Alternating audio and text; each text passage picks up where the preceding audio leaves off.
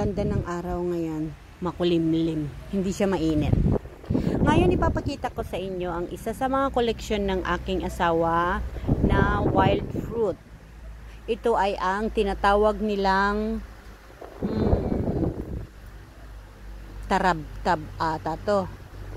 Yung may ibang tawag dito, it's Indian caper. Ganon. Ito ay isang woody vine. May tinik-tinik siya, tapos medyo magaspang yung gilid-gilid ng dahon niya.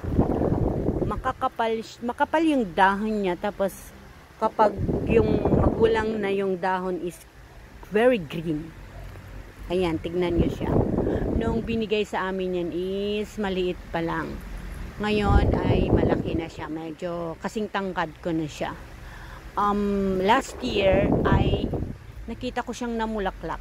Pero hindi natuloy dahil hindi pa maayos yung pagtataniman sa kanya noon. Nakalagay pa lang siya sa paso. Ganyan ang kanyang bulaklak. Tapos, ganyan din ang kanyang bunga. Ayan o, makikita natin. Sabi ng asawa ko masarap daw, pero